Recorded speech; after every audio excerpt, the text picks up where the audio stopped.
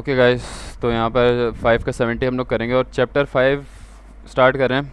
5 की सारी बेसिक्स मैं इस वीडियो में बताऊंगा। अगर आपने बेसिक पढ़ी भी है तो 10 मिनट वीडियो को स्किप कर दें, लेकिन बेसिक देख लें तो ज़रूरी है। इसमें मैं सारे बेसिक कॉन्सेप्ट बताऊंगा, तो कुछ कॉन्सेप्ट नए होंगे तो मेरे ख्याल से देख लो, बेहतर है। तो 5 का 70 हम लोग स्टार्ट कर रहे हैं। हमारा बेसिक स्टार्ट करते हैं। हमारा चैप्टर पूरा चैप्टर 5 डिपेंड करता है टॉर्क्स पर। हमारा पिछला चैप्टर 4 था वो एक्सियल लोडिंग मतलब फोर्सेस पर डिपेंड कर रहा था, लेकिन हमारा जो चैप्टर 5 है वो है पूरा मोमेंट्स और टॉर्क पर। सही, टॉर्क और मोमेंट एक ही चीज़ होती है, जहाँ तक मेरा आइडिया से, थोड़ा बहुत गलत भी हो सकता हूँ। तो मोमेंट होता है, moment is equal to F into D, force into perpendicular distance, और टॉर्क होती है एफ आर, नहीं आर क्रॉस एफ। सही है, ये भी डिस्टेंस है, ये भी डिस्टेंस है, ये भी फोर्स है, ये भी फोर्स है। ये हो गया एंगुलर हो गया या सर्कुलर जैसे बोलेंगे, खैर जो भी है। टॉर्क और मोमेंट एक ही चीज़ हो गई। सही है, ये वाला पूरा चैप्टर हमारा टॉर्क पे डिपेंड करता है। और इन चैप्टर में हम summation F x summation F I नहीं ले रहे हैं। और इस चैप्टर में जब हम समीशन मोमेंट लेंगे तो वो एट पॉइंट नहीं लेंगे, जैसे हम लेते हैं ना summation moment at point O is equal to 0। हम लेंगे summation moment along axis, X axis, Y axis, क्योंकि हमारी जो टोटल वर्किंग है वो हो ही टॉर्क की फॉर्म में रही है। वो एक एक्सिस पे वर्किंग हो रही है, किसी पॉइंट पे या किसी इस तरह जगह पे इस तरह फोर्स नहीं लग रही। तो हम किसी पॉइंट पे बात नहीं करेंगे, हम करेंगे सरफेसेस पे बात। सही है, तो आपका जो समीशन मोमेंट होगा वो अलोंग एक्स एक्सेस होगा या वाई या जेड एक्सेस, जो भी है अलोंग एक्सेस। और एक्सेस में जितने भी मोमेंट्स लग रहे होंगे उनको आप कंसिडर करेंगे। ये हो गया पहला कॉन्सेप्ट। अगले वाले पे चलते हैं। और इस चैप्टर में ये आता है कि अगर एक बीम है इस तरह की ए से लेके बी तक, और आपने इसकी टॉर्क सॉरी आपने इसकी शेयर फोर्स मालूम करनी है या इसकी टॉर्क मालूम करनी है। टॉर्क मालूम करनी है, चलें। ए पे आपको टॉर्क लग रही है 5 न्यूटन, 5 न्यूटन मीटर की टॉर्क ए पॉइंट पे लग रही है। अब वो बनेंगे calculate the torque A B. तो कैसे करोगे आप, हमेशा इसको हाफ में कट करोगे। अगर ये क्लॉकवाइज लग रही है तो ये एंटी क्लॉकवाइज लग जाएगी। सही है, हमेशा ये इसकी वर्किंग इस तरह होगी कि एक बॉडी को आधा काटेंगे, एक साइड पे क्लॉकवाइज तो अगली साइड पे एंटी क्लॉकवाइज, तो आपकी जो टॉर्क है यहाँ पे वो -5 न्यूटन मीटर की लगेगी। सही है, ये टॉर्क ए बी होगी, ए से लेके बी तक जो जा रही है ना, इसलिए हम आप में कट करेंगे इसको। तो ये आ गया हमारे पास। उसके अलावा हमारी कुछ लेफ़्ट टू राइट वर्किंग होती है। इस चैप्टर में हमारे सारी फोर्सेस जो हैं वो बराबर हैं। मतलब यह है कि अगर एक बीम है यूं करके, इस पे एक 2 3 और 4 टॉर्क लग रही हैं, तो इन सब का जब सम करेंगे ना हम, तो बराबर होगा 0 के इस चैप्टर में। क्योंकि इस चैप्टर में आसान सवाल हैं, बेसिक सवाल हैं। तो हमारी जो टोटल टॉर्क हो रही है, जैसे ये समझो ये 10 की क्लॉकवाइज है, ये 5 की एंटी क्लॉकवाइज है, ये 5 की क्लॉकवाइज है, 10 की एंटी क्लॉकवाइज है, तो ये दोनों नेगेटिव या पॉजिटिव, ये टोटल 0 हो गया। तो आपकी मर्ज़ी है, आप लेफ़्ट हैंड से वर्किंग करो या राइट हैंड साइड से वर्किंग करो, मतलब यहाँ से वर्किंग करो, यहाँ से वर्किंग करो, आपकी मर्ज़ी, आपका आंसर सेम आएगा। सही है, आप भले इसको यहाँ से काट लो, आप इसको यहाँ से काट लो, कहीं से भी काट के निकालोगे आपका आंसर सेम आएगा। ये इस सवाल में हम इस चैप्टर में हमारे लिए आसानी है कि हमारे लिए सारी चीज़ें सेम हैं। फार्मूले इसकी बात करेंगे यहाँ पर हम। फार्मूला, सही, इस चैप्टर में हमारे कितने फार्मूले आते हैं। हमारे चैप्टर में मेन सबसे फार्मूला आता है शेयर फोर्स का। शेयर फोर्स बराबर किसके होती है, torque multiply by C upon J. ये हमारी टॉर्क है, ये हमारा रेडियस होता है, और ये हमारा मोमेंट होता है, मोमेंट ऑफ इनर्शिया। एक मिनट मैं इसको कंफर्म कर लेता हूँ गूगल से पॉज करके। सही है, ये क्या होता है, पोलर मोमेंट ऑफ इनर्शिया होता है, और polar second moment of inertia होता है। सही है, तो एक फार्मूला हमारे पास ये आ जाता है। ये हमारा स्ट्रेस मालूम करने के लिए होता है, या अगर स्ट्रेस गिवन हो तो टॉर्क मालूम करने के लिए होता है। एक फार्मूला हमारे पास होता है theta is equal to T L upon J G. सही है, ये कहाँ से आता है, ये आता है आपका formula T upon L is equal to G theta upon, नहीं, T upon J is equal to G theta upon L. ये मॉम में भी पढ़ते हैं मेरे ख्याल से हम, और ऐसे में सर बिलाल अशरफ ने भी पहले कभी पढ़ाया हुआ है ये फार्मूला, जिसमें कीज़ एंड कपलिंग में होता है शायद, जहाँ पे जे की वैल्यू पाई बाय 236 करके कुछ होती है, ये वो वाला फार्मूला होता है। सही है। तो यहाँ से आपका बनता है थीटा का फार्मूला। थीटा क्या कहलाता है? This is angle of twist, angle of twist या एंगल ऑफ टॉर्जन। टॉर्जन क्या, हाँ वही हो गया। मतलब अगर ये आपका एक बीम है और यहाँ पर मोमेंट लग रहा है, तो जाहिर है ये थोड़ा सा यूँ बेंड होगा, सही, उस साइड पर। तो जितना बेंड होगा वो एक एंगल पे बेंड होगा, और वो एंगल का फार्मूला होता है ये। उसमें क्या क्या आता है, क्या क्या चीज़ों पे डिपेंड करेगा आपका एंगल? टॉर्क, जितनी टॉर्क लग रही है, जितना उसका पोलर मोमेंट ऑफ इनर्शिया है जे, जितनी उसकी रिजिडिटी है, और जितनी उसकी लेंथ है। सही है। टॉर्क, उस बीम की लेंथ, और उसकी इनर्शिया, और उसकी रिजिडिटी, ये फार्मूला है आपका। एक फार्मूला, दो फार्मूला, बस यही फार्मूला है। एक और फार्मूला हमारे पास आता है कि जब दो गियर आपस में लगे हुए हैं, सही है, एक गियर ये रहा और एक गियर यहाँ पर चिपका हुआ है, ये वाला फार्मूला मैं आपको बाद में बताने वाला हूँ। तो अभी इन्हीं फार्मूले से काम चलाते हैं। एक और कॉन्सेप्ट पे बात करते हैं जिसे हम सरफेस कॉन्सेप्ट कहते हैं, मैं कहता हूँ। खैर, तो यहाँ पर क्या होता है कि अगर आपकी यहाँ पे इस तरह की कोई सरफेस है, एक मोमेंट यहाँ लग रहा है और एक मोमेंट यहाँ लग रहा है, तो लॉ ये कहता है कि every moment has a surface, नहीं, एवरी मोमेंट शुड हैव, होती नहीं है लेकिन होनी चाहिए, हैव अ सरफेस। जैसे कि ये ए है, ये बी है, तो यहाँ पर बी मोमेंट लग रहा है तो ये बी की सरफेस है अपनी। यहाँ पर ए मोमेंट लग रहा है तो ये ए की सरफेस है।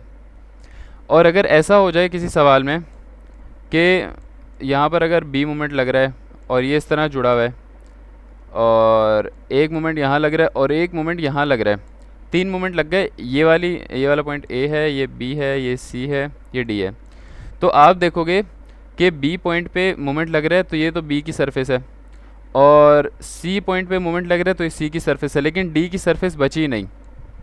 तो इस तरह के सवालों को सॉल्व करना देखेंगे हम क्वेश्चन नंबर 70 में। सही है। उसके अलावा जो हमारी रिजिड वॉल्स होती हैं, अगर यहाँ पर मोमेंट लग रहा है पॉइंट ए पर और ये बी है, तो रिजिड वॉल की कोई अपनी सरफेस नहीं, ज़रूरत नहीं है। सिर्फ जो पॉइंट ए है उसकी अपनी सरफेस होनी चाहिए, रिजिड वॉल की सरफेस की ज़रूरत नहीं है। तो सवाल को हम यहाँ पे करेंगे सॉल्व। चलना है सवाल की तरफ। इस सवाल में ये लोग कह रहे हैं कि जो शाफ्ट है पूरी A36 स्टील की बनी हुई है, और इसका डाया जो है वो 80 है सारे पाइप का। Determine the angle of twist at gear D. Gear D पे आपने एंगल ऑफ ट्विस्ट, मैंने क्या बताया, एंगल ऑफ ट्विस्ट का फॉर्मूला क्या होता है? एंगल ऑफ ट्विस्ट बराबर होता है TL/J। जे आपको पता है। अच्छा, जे सर्कुलर शाफ्ट के लिए क्या होगा? π/2R4। ये जे हर चीज़ के लिए चेंज होता रहेगा, मतलब सर्कुलर शाफ्ट के लिए चेंज होगा, और स्क्वायर शाफ्ट के लिए क्या हो जाएगा? A3। जब शेयर की बात करेंगे तो जे की वैल्यू क्या हो जाएगी स्क्वायर शाफ्ट के लिए? A3। और जब हम एंगल ऑफ ट्विस्ट की बात करेंगे तो जे की वैल्यू आपकी हो जाएगी A4। सही है। मतलब इस फॉर्मूले में अगर ये स्क्वायर शाफ्ट होती ना तो हम जे की वैल्यू π/2R4 नहीं डालते, A की पावर 4 डालते।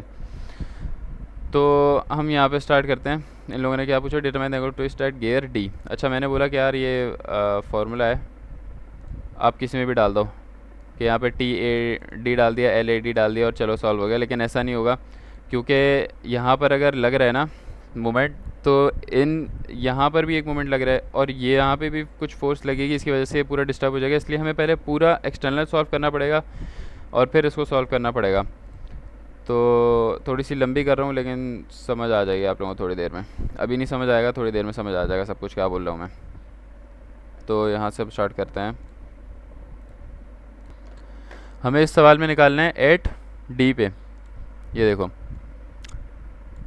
Angle of twist at point D. एक और चीज़ मैं बताऊँ, एंगल ऑफ ट्विस्ट कभी भी पॉइंट पर नहीं निकलता, एंगल ऑफ ट्विस्ट हमेशा एक सरफेस पर निकलता है।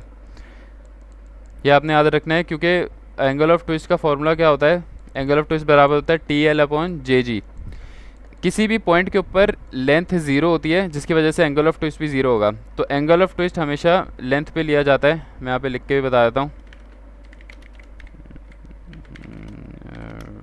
ये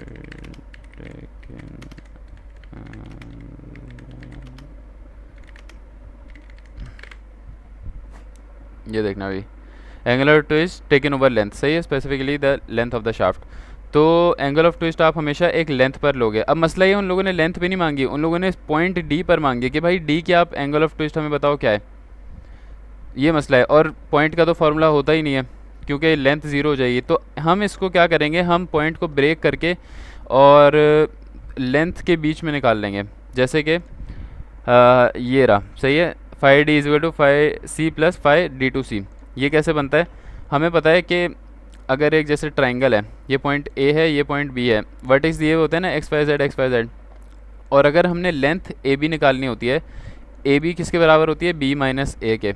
इसी तरह से यहाँ पर क्या होगा कि theta D with respect to C बराबर होगा theta C minus theta D के।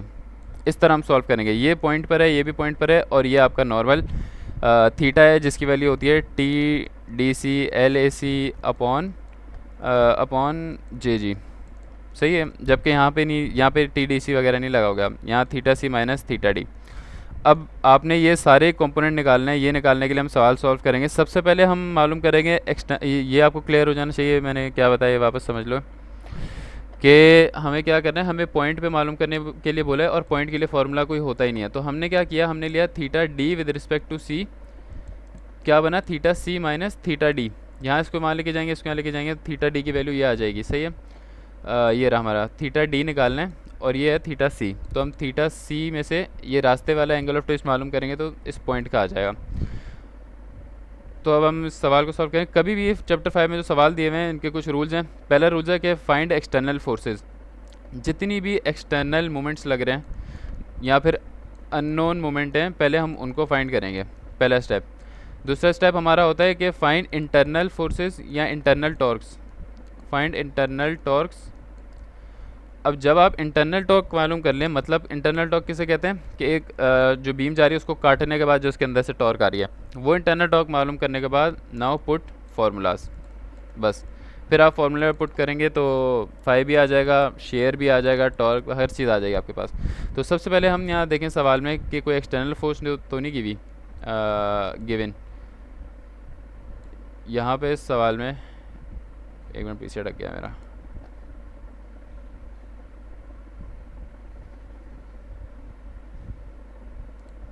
यहाँ पर इस सवाल में ई पर एक टॉर्क लग रही है, डी पर एक टॉर्क लग रही है, जिसकी वजह से यहाँ पर भी ये दोनों घूमेंगे, लेकिन इनकी टॉर्क गिवन नहीं है, जबकि होनी चाहिए, क्योंकि ये गियर भी घूमेंगे ना। अगर यहाँ से ये शाफ्ट घूमेगी तो ये गियर यूँ घूमेगा और ये वाला यूँ घूमेगा। तो हम इसको ऐसे कंसिडर करेंगे कि जो सी पॉइंट है ये एक फोर्स जनरेट कर रहा है, ज़ाहिर एक फोर्स जनरेट हो रही है ना, अगर ये घूम रहा है पूरी शाफ्ट तो ये भी घूमेगा, तो एक फोर्स जनरेट करेगा, और उसी फोर्स पे ये वाला घूमेगा। तो इसका मतलब इन दोनों की फोर्सेस बराबर हैं, और यहाँ पर एक ऐसी फोर्स लग रही है जिसकी वजह से ये दोनों घूम रहे हैं, और मोमेंट बराबर होता है एफ इंटू डी या एफ इंटू आर के। तो फोर्स इंटू, मैं सी के लिए क्या बोलूँगा, मोमेंट ऑफ सी बराबर है फोर्स इंटू इसकी लेंथ कितना बना, ये इसका कितना बना, फोर्स से 200, जो कि इसका रेडियस है 0.02, सही है, या 0.2 मेरे ख्याल से बनेगा। और मोमेंट ऑफ बी की अगर मैं बात करूं तो मोमेंट ऑफ बी बराबर है वही फोर्स इंटू बी का कितना रेडियस है 150। तो ये तो मुझे पहली बात समझ आ गई। अब मैं क्या करूँगा, एक और रूल मैं बता दूं कि आप जब थोड़ी कॉम्प्लेक्स शेप गिवन हो तो आप फोर्स मेंबर में ब्रेक करते हैं। फोर्स मेंबर क्या होता है, बॉडी को 2 पार्ट में डिवाइड करना है। जैसे एक पुली पे जब वेट होता है तो हम इसको कैसे डिवाइड करते हैं, यूँ और यूँ करके। पहले स्टेप होता है फोर्स मेंबर में ब्रेक करना, मुझे पहला नहीं मालूम, हाँ मेरे ख्याल से पहला। तो अब हम क्या करेंगे कि जब मैंने इसको फोर्स मेंबर में ब्रेक कर दिया, सही है, एक इस बॉडी को ब्रेक कर दिया, बॉडी 1, और ये इसको हमने ब्रेक कर दिया, बॉडी 2। पहला स्टेप हो गया हमारा ख़त्म। दूसरे स्टेप पे आएंगे, हम एक्सटर्नल फोर्स मालूम करेंगे। कैसे मालूम करेंगे, मैं बॉडी 1 के लिए सबमिशन मोमेंट लगा दूंगा। Summation moment X axis for body A B या बॉडी 1 इज इक्वल टू 0। कितने मोमेंट लग रहे हैं मैं देखता हूँ, मैं इसको पहले काटूंगा। तो यहाँ पे अगर ये यूँ घूम रही है क्लॉकवाइज तो यहाँ पर एक एंटी क्लॉकवाइज मोमेंट जनरेट होगा। तो यहाँ पे 2 मोमेंट लग रहे हैं। एक मोमेंट बी का आ गया, बी का मोमेंट हमने क्या निकाला है, ये रहा, बी का मोमेंट है एफ इंटू 150 और एक इसका एक्स्ट्रा रिएक्शन मोमेंट लगेगा, वो कितना लगेगा, अगर ये पॉजिटिव है तो वो नेगेटिव होना चाहिए, minus T A B is equal to zero. वो क्यों होना चाहिए, क्योंकि जब भी हम शाफ्ट को काटेंगे तो उसका जो मोमेंट है वो ऑपोजिट डायरेक्शन में घूमेगा। तो बी पे लग रहा है, बी को हमने काटा, टी टॉर्क ए बी निकालने के लिए, सही है, टॉर्क ए से लेके बी तक जो है वो टॉर्क ए बी निकालने के लिए रिएक्शन में ये माइनस आ गया। तो टॉर्क ए बी किसके बराबर होगी, माइनस का टॉर्क ए बी बराबर होगी फोर्स इंटू 150 के। ये इक्वेशन 1 आ गई मेरे पास, सही है, ये ऊपर से मैच होगी, थोड़ी आगे पीछे कर रहा हूँ मैं। फिर मैं सी डी और ई में मूवमेंट लगाने वाला हूँ। सी डी ई में जब मैं movement at X axis is equal to 0 वापस से लगाऊंगा तो मेरे कितने मूवमेंट बनेंगे, 2 मेरा घूम रहा है क्लॉकवाइज, फर्स्ट करो मैंने क्लॉकवाइज डायरेक्शन ले ली पॉजिटिव, तो 2 मेरा घूम रहा है क्लॉकवाइज, 10 मेरा घूम रहा है एंटी क्लॉकवाइज, और ये मेरा घूम रहा है क्या, ये भी मेरा घूमेगा, अगर ये यूँ घूमेगा और ये यूँ घूमेगा तो ये भी हो जाएगा पॉजिटिव। पॉजिटिव फोर्स इंटू मतलब मोमेंट एट सी ना, moment at D, moment at E और मोमेंट एट सी, ये तीनों आएंगे और ये बन जाएंगे हमारे पास फोर्स इंटू 0.2। तो यहाँ से मेरी फोर्स की वैल्यू आ जाएगी, क्योंकि ये क्या बनेगा, F into 0.2 is equal to 8, ऐसा ही है, 8 बन जाएगा और इसको डिवाइड बाई 0.2 करेंगे तो फोर्स मेरे पास आ जाएगी 40 इंटू 10 की पावर 3। ये वो फोर्स है जो गियर सी और गियर बी में लग रही है इन दोनों को घुमाने के लिए, सही है। तो फोर्स की वैल्यू मैंने यहाँ डाली तो मेरे पास टी ए बी की वैल्यू भी आ गई, सही है। यहाँ तक तो हमने सवाल क्लियर कर लिया, पहला स्टेप मतलब दूसरा स्टेप हमारा क्या हो गया, कंप्लीट हो गया। हमारा जो एक्सटर्नल फोर्सेस थे वो हमने निकाल ली, कंप्लीट हो गया। अब हम चलते हैं अपनी इंटरनल फोर्सेस की तरफ। हमें चाहिए इंटरनल फोर्सेस निकालेंगे, शुरू से स्टार्ट करेंगे। तो सबसे पहले हर शाफ्ट के लिए हम निकालेंगे, इसको काट के internal forces T A B निकालनी है, ये हमने निकाल ली, ये तो आ गई। अगली कौन सी है, सी डी। चलो भाई टी सी डी को काट देंगे। अब मैं टी सी डी को काट रहा हूँ, यहाँ से टी सी डी को कर दिया मैंने कट, सही है। और कट करने के बाद मैं वापस सबमिशन ऑफ मोमेंट लगा दिया इज इक्वल टू 0।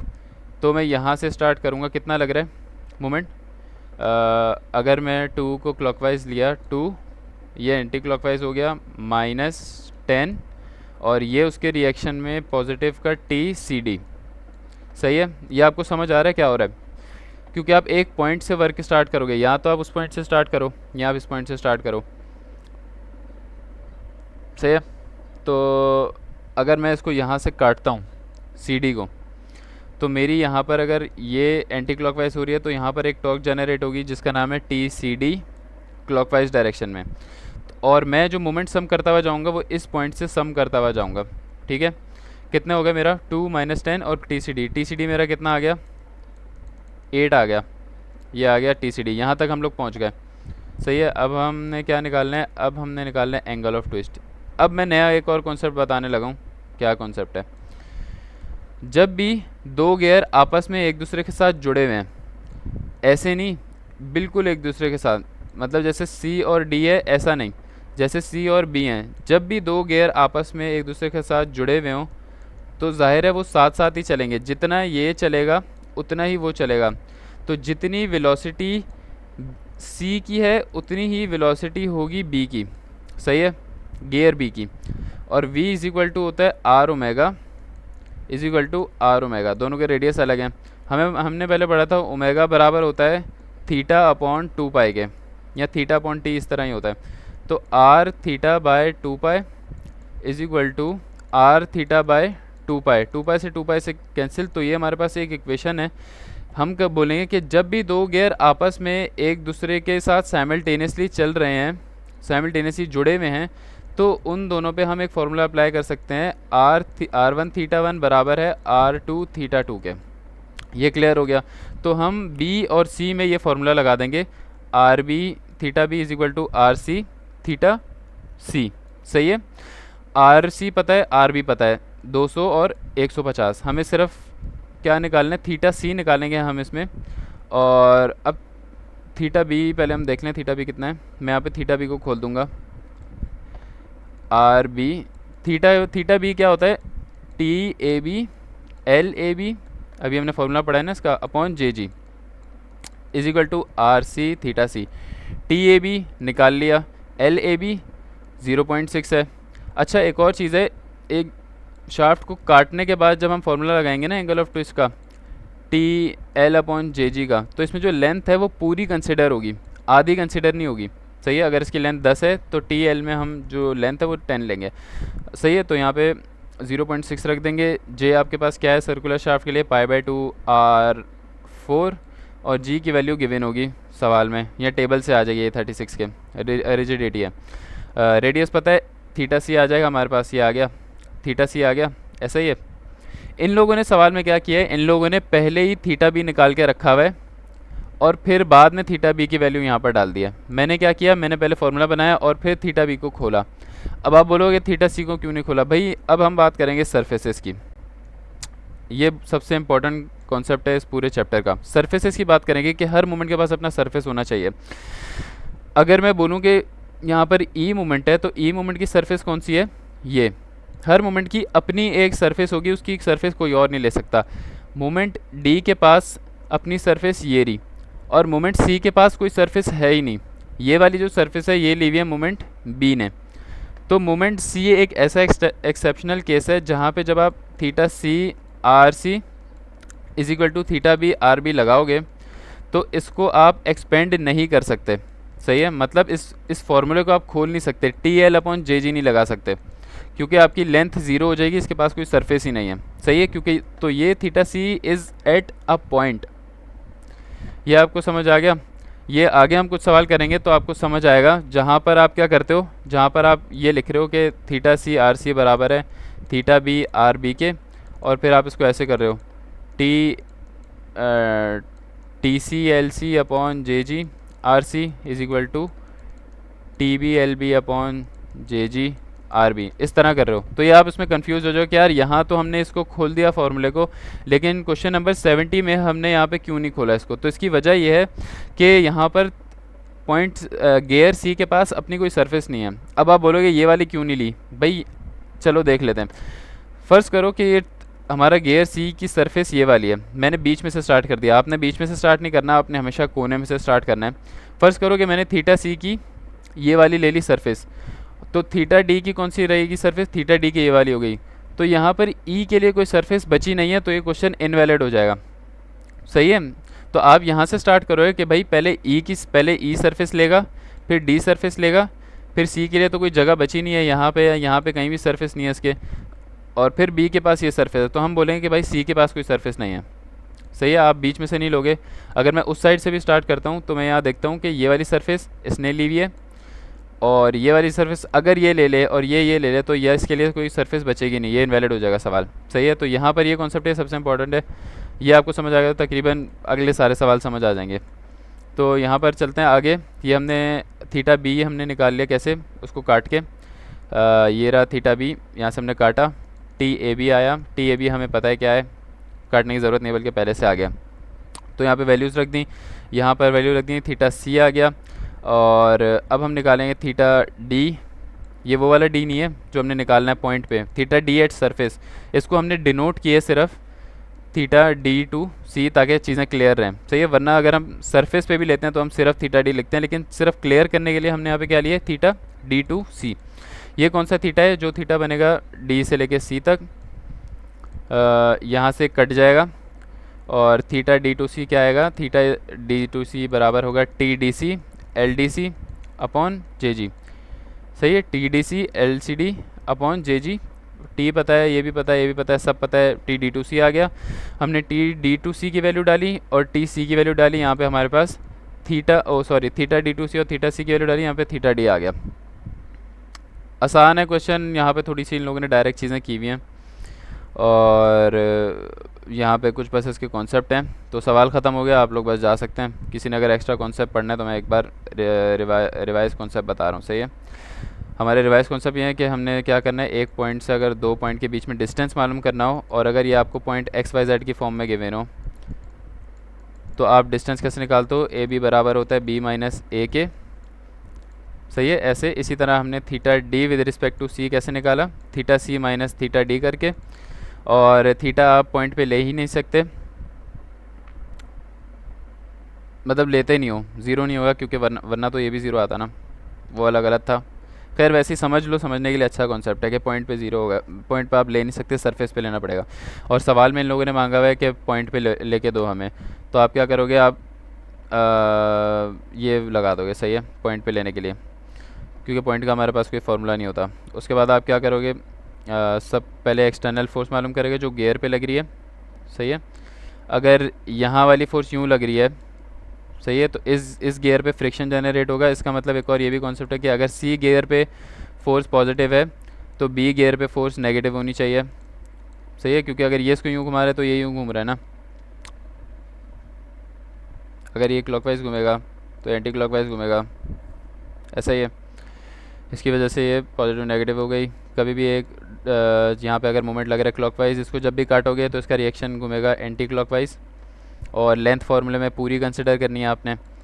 उसके अलावा हर गियर की अपनी एक सरफेस होनी चाहिए, अगर नहीं है तो आप यहाँ पे ये फार्मूला लगाओगे। मतलब ये फार्मूला तो तब लगेगा जब दोनों गियर आपस में जुड़े हुए हों, साथ साथ चल रहे हों। और फाई को आप फार्मूले में एक्सपेंड नहीं कर पाओगे जब तक उसके पास अपनी सरफेस ना हो। जैसे ही दोनों गियर्स के पास अपनी सरफेस आ जाएगी तब आप दोनों को एक्सपेंड कर सकते हो। जैसा कि हम चलते हैं आगे, किसी सवाल में देखते हैं अगर मिला तो। एक सवाल तो था, ये रहा। यहाँ पे आप देख रहे हो कि ई के पास अपनी पूरी सरफेस है, एफ़ के पास अपनी पूरी सरफेस है। तो जब हमने, और दोनों साथ साथ घूम रहे हैं, तो मैं बोल सकता हूँ कि आर थीटा एफ़ बराबर होगा आर थीटा ई के, ये यहाँ पे लिख दिया, सही है। और मैं इन दोनों को एक्सपेंड कर सकता हूँ, T F upon L F upon J G, ये देखो, ओके हो गया। तो ये सिंपल सा गेम है। और एक और चीज़ मैं आपको बता दूं कि जब भी ये सपोर्ट रखी हुई है, सही है, ये सपोर्ट होती है, ये मूवमेंट नहीं है, ये इसका कोई फ़र्क नहीं पड़ेगा, आप पूरी लेंथ कंसिडर करोगे, क्योंकि इसको सिर्फ सपोर्ट देने के लिए कुछ रखेंगे ना। और इसमें एक फ्रिक्शन जनरेट होगा जिसको हम निगलेक्ट करते हैं। तो आज के लिए इतना ही, काफ़ी लंबी वीडियो हो गई है शायद।